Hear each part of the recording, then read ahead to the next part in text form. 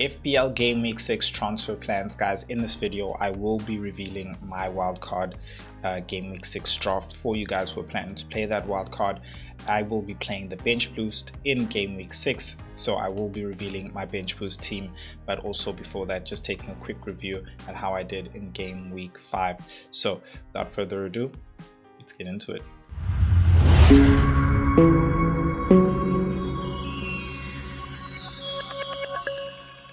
The FPL Force rises with its very own web app coming soon. With every game week comes captaincy dilemmas, benching headaches, transfer doubts, and many more. So let the FPL Force guide you, not just through data-driven real-time analytics and recommendations so that you trust your every decision. I mean that feeling, that feeling you get inside, the one you call a hunch, your gut, a thing. Now that's the FPL Force, and only FPL Force managers have it within them. The FPL Padawan, the Engaged Knight, the FPL Master. But beware of the dark side.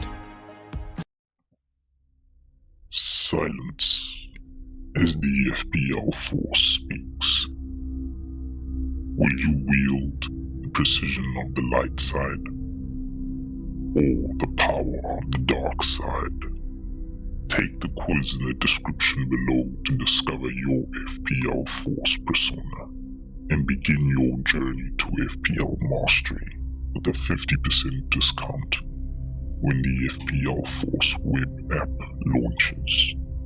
You could just be the one the prophecy speaks of.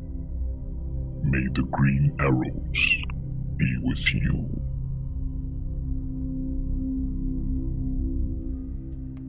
All right, guys. Welcome back to another FPL video. We are going to be taking a quick review at my Game Week 5, how I did. This is timestamped, so if you want to move forward and look at the wildcard, then you can do that, or you want to just see my bench boost, then you can do that. But Game Week 5, I did drop just under 200k places. I am now down to 7.4. Nothing to despair about, honestly. It does suck that I have started like this, but it is what it is. Getting me the points, Sal's in goal there with 3. I did pick him over Vicario. I did feel like Brighton was going to do a bit of damage to Tottenham, which they did, with Pedro Porro coming away with 1, Tarkowski with 3. That was another tight decision with Diouf, but I guess it didn't matter because they both got 3. Williams coming away with a return for me. Good surprise for me because I really needed it. If he had blanked, it would have been a really bad game week. The team wasn't all that great already, with Mbeumo playing against Chelsea, not necessarily even getting anything for me, even though they got a early advantage and then leveled later on. Verts getting benched and then coming on to only get a yellow card as well. Glad I'm really going to be getting rid of him as part of my transfers for this game week. Anderson coming away with the DEFCON that I needed. Could have got an assist not once but twice. Kakpo showing that he could be a person who is certain for minutes there in Liverpool with the uncertainty on a lot of players. So he looks like to be one that you could keep. Mateta there coming away with a return for me. Could have had 3 bonus points, but I think he committed a foul or something in the last few minutes. And then something like that, but it dropped down to like 1.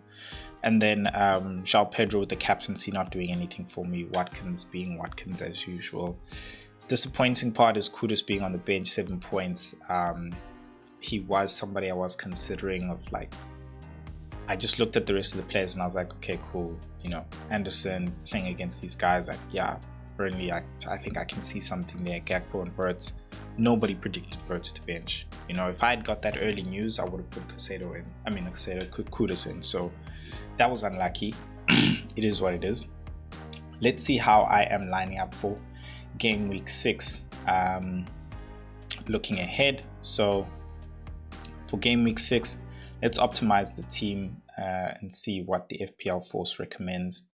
Of course, that makes sense. So it recommends according to the fixtures and form. So it wants me to play Vicario ahead of Cells, which makes sense considering the form there.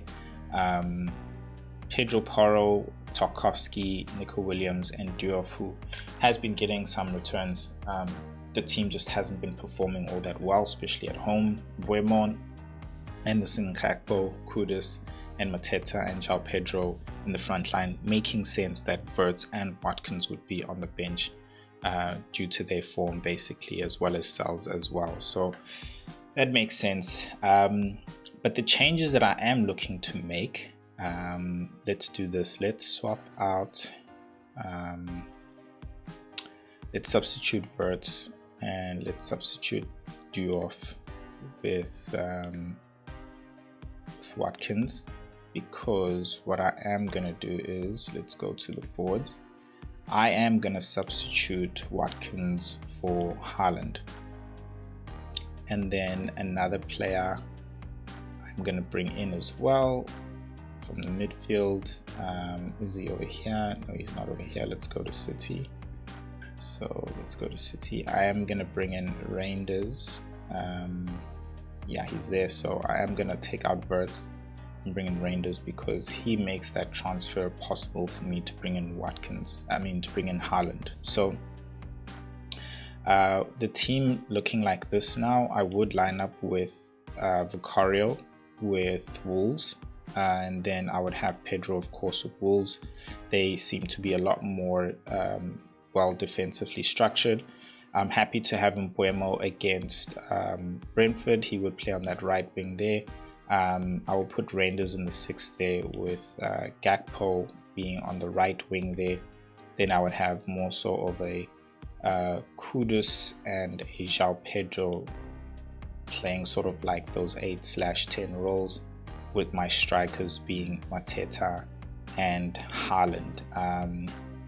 This is the cool thing about the FPL Force app, is you can move your players around like like you're actually setting up your squad. So it's pretty cool. So that's how I would look for game week 6. Now the decision comes in bench boosting, where 8 Nori is currently, you can see his predicted points is 0, and he is injured, and there are a couple of cup fixtures this game week, so I'm hoping to get some news on him.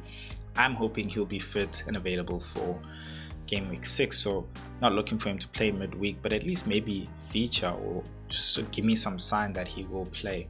If I don't have any certainty, then I will look to bring in Vardiol for him. I'll look to bring in Vardiol for him, and that would be the hit, because I only have 2 free transfers, so those 3 transfers would have been taken on Haaland and Reinder. So yeah, I'm happy with this bench boost on Cells at home against Sunderland. Anderson as well at home. Diouf, not all that excited or happy, but it is what it is. If 8 Nori was fit, I would consider, not that I'll do it, upgrading Diouf to Senesi, who has Leeds at home, just to like bolster that defense, because they could potentially get that clean sheet, and also Defcon as well. So yeah, that would be 4 points though, you know. So it's like, might as well just leave it. Yeah, but like, I'm happy with that bench boost. Of course, I would have Haaland as captain. I would have Haaland as captain. Let me know what you guys think of those transfer plans and that bench boost, but that's very much what I'm looking to do for game week 6. And then of course in game week 7, that's when I would actually wildcard, because I wouldn't need such a strong bench. I can then start recouping my value, which is like very low. This is like basically the bench boost I could afford right now, so I don't want to keep carrying it over, like, not at all. So yeah, let me know in the comments what you think. Let's go on to seeing the wild card, but before we do, the FPL Force has a message for you.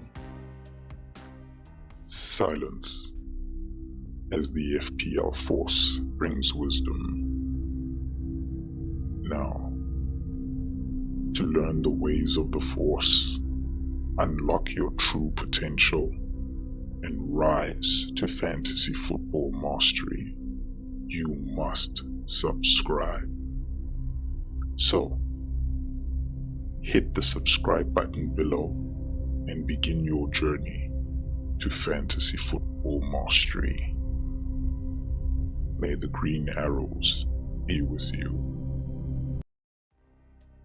All right, guys. The wild card. Now, wild card game week 6 draft. This is a Haaland draft, and a lot of people are considering a Haaland and Salah draft as well. I think optimally, well, financially, a lot of us might only be able to afford a Haaland draft. So that's what I've done here for you guys. In goals, I've got Raya, and he will start off with Newcastle. Romero will come in with Wolves, Tarkowski there against West Ham, and Vardiol against Burnley. Caicedo, Defcon monster in the midfield there. Reinders as well, they're good attacking midfielder, of course. And then I would have João Pedro as well in the strike force there. He's a striker. Sorry, just to finish off the midfield, I would have Semenyo, of course, who is very much in form, and then Gakpo, who has been somewhat showing some certainty for minutes in that Liverpool side. I just feel like, of course, on that left wing there isn't necessarily another person who is of experience that he's competing with, because there is Rio in the squad, but Ekitike can play on the left. But Slot has said that he sees Gakpo as a left winger and Ekitike more so as a striker, so he rotates more so with Isak. And then, as I was mentioning, the strike force there, it would be a João Pedro, Gyökeres and Haaland, which is somewhat very template for the wild card going into game week 6. And then, of course, Dubravka there, which is your budget enabler, with Senesi there at 4.7. And then I have Anthony, who's another performing midfielder from Burnley. And then I have Calafiori actually on the defense, making it a double Arsenal defense there. He's playing against Newcastle, so I just feel like the way I've lined up for the game week, I'd rather have Romero, Tarkowski starting, because they have more favorable fixtures rather than doubling up in defense with Raya and Calafiori there. But yeah, that's the game week 6 draft there for me. In terms of structure and the meta in the defense, I have been looking for at least 2 to 3 Defcon monsters, which you'll see is Senesi and Tarkowski. Romero somewhat of that, but it's really come down to in terms of what I'm able to afford with my team value, and this is the team. Vardiol really is just tapping into that Manchester City defense, also because they got some good fixtures coming up, so you want to be able to have a piece of that as well in their defense. And then in the midfield, you need a Defcon monster, which is what Caicedo really comes in and does. He does. There is 2 Chelsea here, leaving the potential for a Palmer to come in if you want to bring him in any way. Of course, there's still some money in the midfield with Gakpo and Semenyo there as well. And then Reinders just giving you that attacking option at a cheap, affordable, enabling budget, along with Anthony at 5.5. So that really makes up your midfield. And then, of course, as I mentioned, the template forwards, nothing really much to be said there. So that's the wildcards 6 draft for you guys there. Let me know what you think of it in the comments below. Yeah, and let me know what you think of my conundrum. Should I take a hit for my bench boost? I'd love to know what you guys think, and we'll see you guys in the next video. Peace.